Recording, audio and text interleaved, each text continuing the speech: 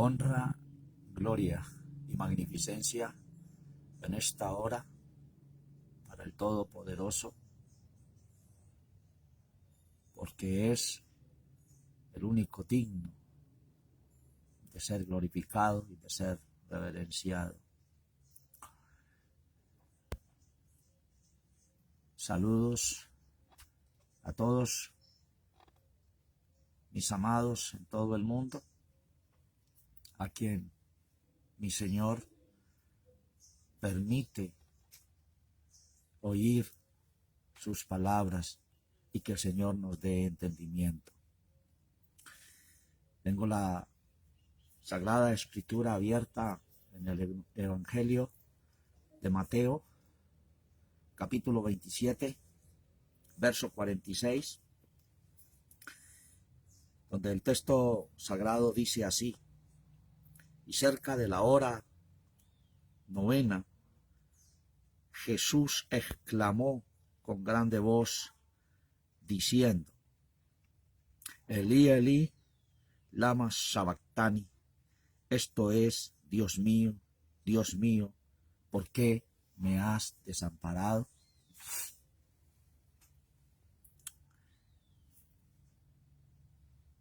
En esta hora el Señor me ha permitido nuevamente estar con ustedes y compartir sus palabras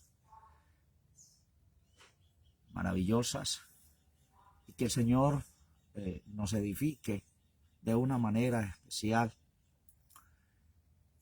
La enseñanza pasada, de pronto anunciamos el tema de los eventos en la hora novena, pero hay un evento, hay un detalle importantísimo de tener en cuenta, y es que Mateo registra el punto histórico,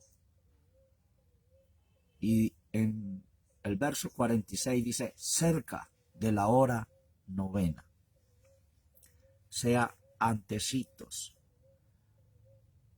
de su muerte.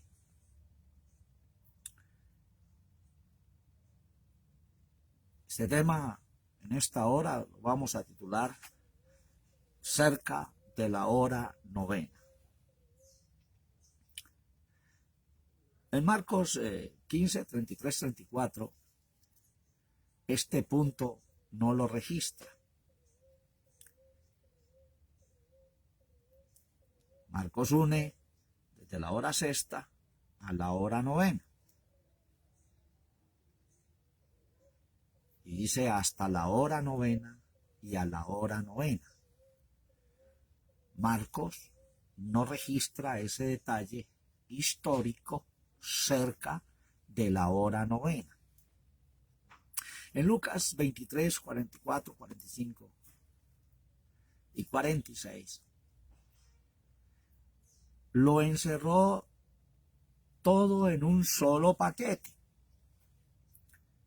Hora sexta, cerca de la hora novena y a la hora novena.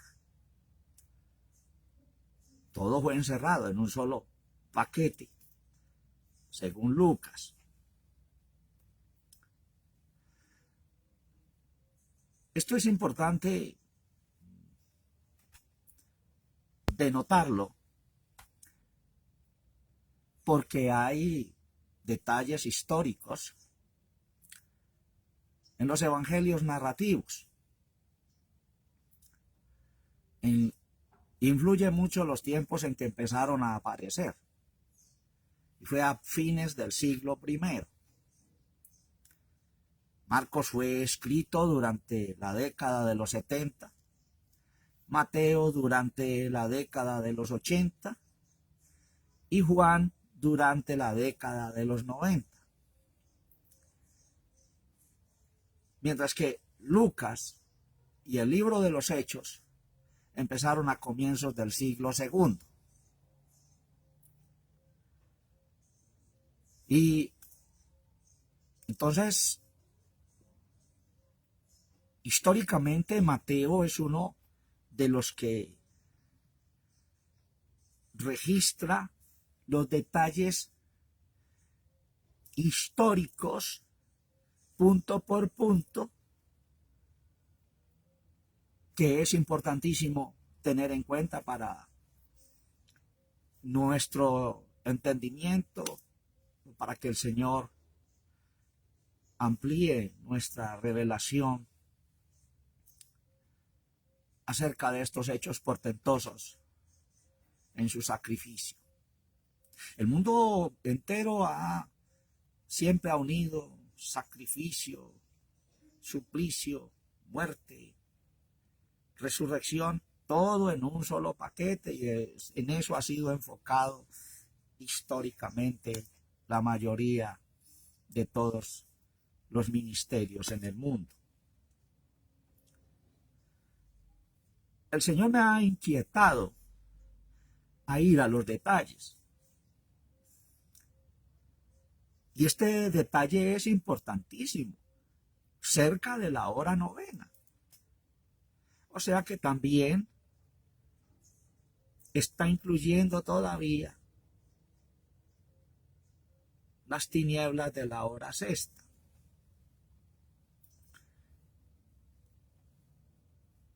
En ese versículo 46, cerca de la hora novena, Jesús exclamó con gran voz diciendo: Elí, Elí, lama sabactani. Esto es: Dios mío, ¿por qué me has desamparado? Estaba el Señor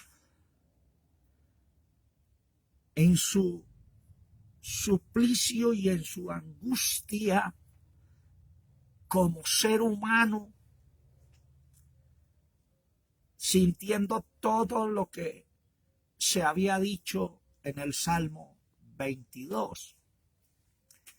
En esta enseñanza vamos a estudiar un poco textualmente, a mostrar unas bases históricas textualmente acerca del Salmo 22.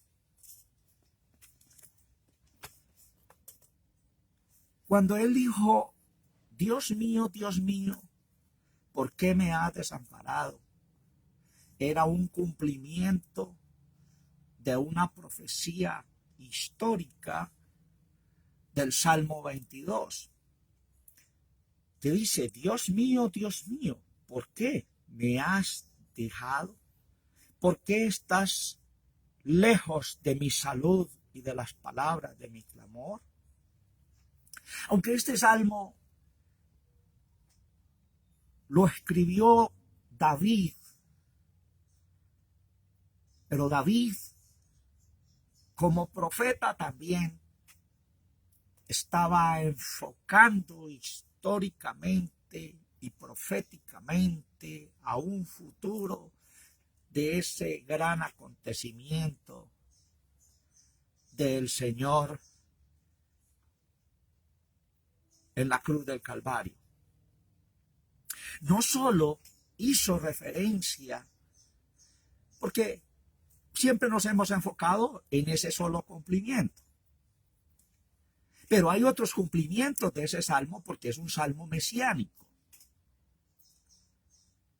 Porque sea un salmo mesiánico no quiere decir de que todos los textos están hablando del Señor. Pero el verso 8,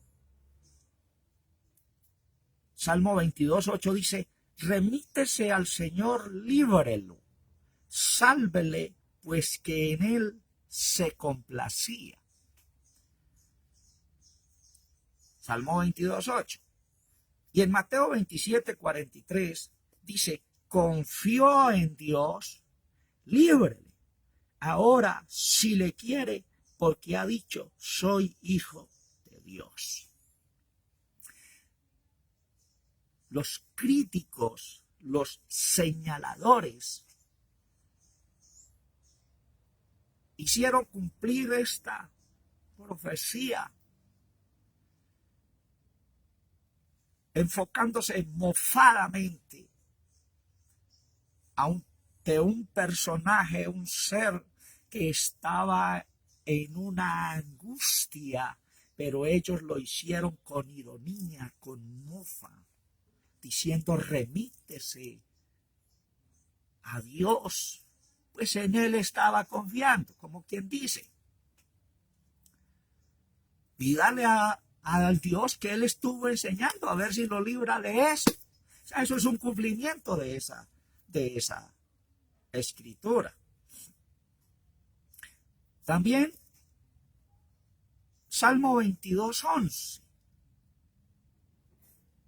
el verso 11, no te alejes de mí, porque la angustia está cerca, porque no hay quien ayude. Y encontramos en Isaías 63:3 estas palabras: pisado ellos solo el lagar, y de los pueblos nadie fue conmigo. Los pisé con mi ira, los hollé con mi furor, y su sangre salpicó mis vestidos, y ensucié todas mis ropas.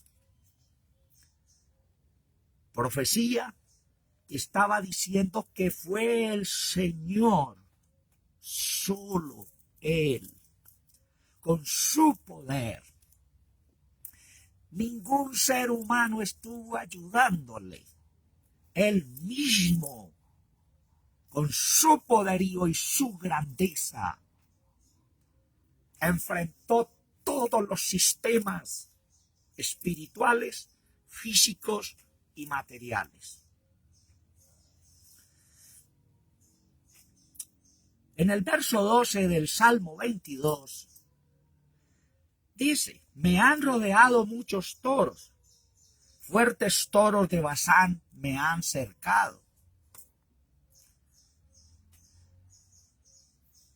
De pronto hacemos enfoques tipológicamente de esos toros, los demonios que se fueron contra él allí. Pero miren lo que esa profecía y un contexto está en Amós 4:1. Dice: oíd esta palabra, vacas de Basán, que estáis en el monte de Samaria, que oprimís los pobres, que quebrantáis los menesterosos, y que decís a sus señores: traed y beberemos. Siempre recomiendo que se lea todo el capítulo, porque es la continuidad de esa profecía que el Señor está dando. Como siempre he dicho, el Señor nos está dando bases para entrar en un mundo espiritual de exploración, para no seguir en la interpretación literal de las cosas, o de la palabra, o de la Sagrada Escritura. Entonces ahí está el contexto del verso 12 del Salmo 22 en Amós 4:1. 22:16 del Salmo dice: porque perros me han rodeado. Dice, me han rodeado 22:16. Porque perros me han rodeado y me han cercado cuadrilla de malignos, y horadaron mis manos y mis pies. En Mateo 27:35 encontramos ese contexto. Y después que le hubieron crucificado, repartieron sus vestidos echando suertes, para que se cumpliese lo que fue dicho por el profeta: se repartieron mis vestidos y sobre mi ropa echaron suertes.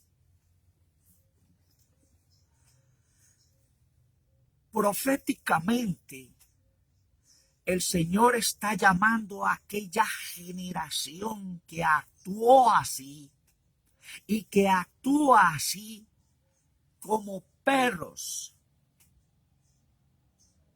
¿Qué es lo que hace donde hay una jauría o una jaula donde hay perros con mucha hambre y se les echa un pedazo de carne? Ellos se lo destrozan y lo despedazan. Personalmente tengo un perrito que es feliz tomando las cosas, sacándolas y destrozándolas, lo que sea. Aquí la profecía está diciendo, después que hubieron crucificado, repartieron sus vestidos y echando suertes para que se cumpliese lo que fue dicho por el profeta. Se repartieron mis vestidos y sobre mi ropa echaron suertes. Eso de tomar los vestidos del Señor y repartirlos en pedazos y echar suertes sobre ellos para ver qué pedazo le tocaba allí a aquellos centuriones. No es normal, es una profecía. Cómo el mundo se ha repartido el conocimiento de Dios y lo ha distribuido por suertes cada uno como le cree correcto y se ha tomado su parte.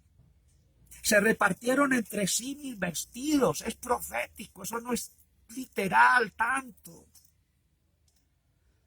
Y la suerte es aquella definición de cómo cada uno ha definido su conocimiento y ha formado su estructura de un pedazo del Señor. Y a eso le llama el Señor, a todos aquellos que hacen esto, el Señor le dijo, me han rodeado muchos perros. Por eso hay un texto en la Escritura que me llama la atención que dice, los perros estarán fuera. No podemos seguir haciendo eso para tomar un pedazo de algo celestial y tenerlo conmigo para decir estoy bien. Eso no es de Dios. Lo que es de Dios es la formación que viene de Él por inspiración divina, por revelación, por entendimiento, por comer su carne, su palabra. Entramos en una formación, una estructura espiritual donde todo conocimiento naturalista que por suertes se repartió tiene que desaparecer. El 18 del 22 dice, partieron entre sí mis vestidos y sobre mi ropa echaron suertes. Es la misma profecía. Y hay unos pasajes que Juan 20, 25, Juan 19, 23, 37, que es importante también que los meditemos. Y ya, para terminar, en el Evangelio de Mateo 26, en el Getsemaní, el Señor orando por todo esto que le iba a acontecer. Y también que sus discípulos se durmieron. Al dormirse no tuvieron fuerza para sostenerse en lo que venía tan tremendamente hasta el punto del gran Pedro negarlo por miedo a que le pasara igual como le estaría pasando al Señor. El Señor expresó estas palabras en Mateo 26, 39. Y yéndose un poco más adelante, se postró sobre su rostro orando y diciendo: Padre mío, si es posible, pase de mí este vaso, empero no como yo quiero, sino como tú. Miren, amados, que el Señor como ser humano sintió lo que tú y yo estamos sintiendo cuando tenemos una prueba. Cuando viene algo terrible físicamente, un evento o algo en lo que tenemos que estar o estamos pasando, y caemos de rodillas y le decimos: Señor, yo no quiero estar ahí, no quiero pasar ahí, no, si es posible, quite eso, Señor, haz otra cosa, haz un milagro para que yo no tenga que presentarme ahí o estar en ese lugar o en ese momento. El Señor sintió eso. Pero algo que el Señor no alteró es sobreponerse a la voluntad del Todopoderoso. Lo dijo: si es posible, pase de mí este vaso, pase de mí esta copa. Pero si no es posible, que continúe todo como va según tu voluntad. Esa es la interpretación de aquello, de aquella expresión. No podemos moldear las cosas y cambiarlas, porque lo que está establecido por el Señor para ti y para mí se cumplirá al pie de la letra. Y si te haces a un lado, pero el Señor quiere cumplir en ti eso, no tienes salida y no tienes escapatoria. Tengas el poder que tengas espiritualmente, físicamente o materialmente. Cada paso del maestro, y esto antes de la hora novena, porque dice el evangelista: cerca de la hora novena. Cada evento, cada paso que el Señor dejó registrado fue una enseñanza, como la oración en el Getsemaní, donde oró 3 veces, donde reprendió a sus discípulos, donde les exhortó, porque para poder permanecer firmes, tenemos que estar en oración, pidiendo la dirección del Santo para no estar diciendo tantas cosas nuestras. Traigo esta meditación en esta hora porque era importante traerla para cuando entremos a la hora novena, donde es importante tú como enseñador, como investigador, tengas un texto antiguo de 1602, de 1909, porque ya en el 1960 hay un cambio en las palabras, lo cual nos lleva a otra interpretación. Entonces hemos de ir al texto más antiguo, el más cerca al original del Señor. Lo demás del texto, el verso 47, y algunos de los que estaban allí oyéndolo decían: a Elías llama a este. Y luego, corriendo, uno de ellos tomó una esponja y la hinchió de vinagre, y poniéndola en una caña le daba a beber. Y los otros decían: deja, veamos si viene Elías a librarle. Algo que registra Marcos, en Marcos 15:23, es que el Señor no bebió aquel vino mezclado. El Señor no beberá ninguna mezcla. Nada mezclado lo beberá mi Señor, porque Él no va a contaminar el fruto que procede de Él y para Él. Toda mezcla y toda contaminación no lo beberá el Señor. No os engañéis, Dios no puede ser burlado. Todo lo que el hombre sembrare, eso mismo segará. En esos versículos que acabo de leer, la mofa de todos aquellos que estaban allí, no sintiendo el dolor del que estaba allí en esa cruz, pasando inadvertidos y antes riéndose. Es que no había agua para darle a tomar. Pero así estaba escrito y así se tenía que cumplir.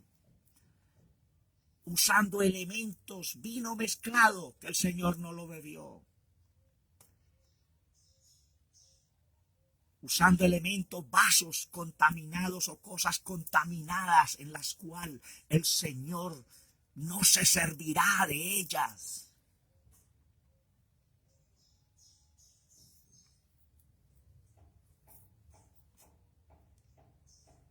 Amados, esta otra introducción para entrar a la hora novena donde Él dio su vida. Bendiciones del Altísimo para todos. Tener en cuenta el punto siempre cerca de la hora novena. Porque Marcos no lo registra, Lucas tampoco. Pero Mateo lo registró y miren todo lo que hemos visto en esta hora que se cumplió cerca de la hora novena. Dios les guarde, bendiciones del Altísimo,